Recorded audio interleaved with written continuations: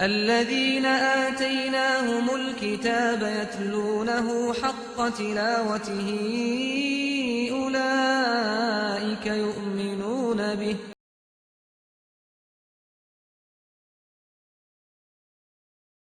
الله سبحانه وتعالى د رسول الله صلی الله علیه وسلم په مبارک سنت باندې عمل کول طرف ته موږ تاسو ته ترغیب او تشویق را کړي.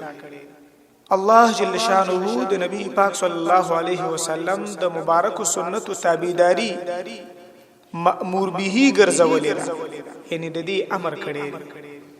الله پاک فرمایي قل ان كنتم تحبون الله فاتبعوني. اے زما حبیب صلی الله علیه وسلم د دې خبره اعلان وکړه کچیرته تاسو مینه لرئ د الله پاک سره فاتبعوني دا ورته وایا چې زما تابعداري وکړئ. د رسول الله صلی الله علیه وسلم د سنت تابعدار جوړ شئ. بعض ثمرات او فواید الله پاک په دې آیات کې ذکر کړي چې ما او تا د رسول الله صلی الله علیه وسلم د سنت تابعداري وکړه ما او تا ته کم کم نعمتونه په نصیب شي.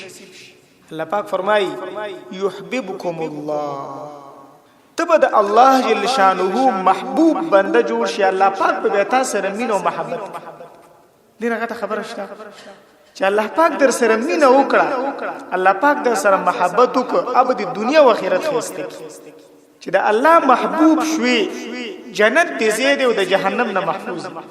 ځکه الله پاک خپل محبوب بندگان خپل جیل خاني ته نه لیږي بلکې خپل مهمان خاني جنت ته داخل چې وسوک ما او تا ته محبوبي زما او ستا ور سره مینا ده محبت ته ربانه ګران دي زړه ته مینې زدي دي دا ز جیل تا چو بلکې شي څومره کې دي شي موږ داغي اعزاز کو داغي اکرام کو داغي خیر ساتو باغي باندې پیروزونی کو.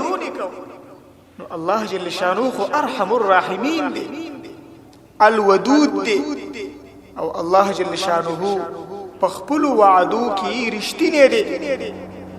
ومن اوفى بعهده من الله څوک شته الله پاک فرمایي چې زمانه زید د وعدي وفا کوونکی. ومن اصدق من الله حديثا څوک شته چې د الله پاک نه زیات دغه خبرې رښتینی وي.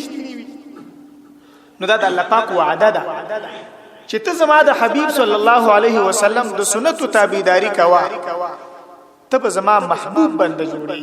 يحببكم الله دویم ويغفر لكم ذنوبكم او ببخي الله جل شانه تاسو ته ګناهونه تاسو ډیر کړه. یو مومن د رزق د برکاتو نه محروم وي د ګناهونو په وجه.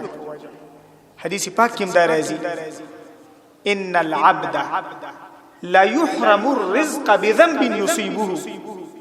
بشک یو بندا د رزق نه محروم کیږي د رزق د برکت نه محروم کیږي په سبب دغه ګناه سره چې دی.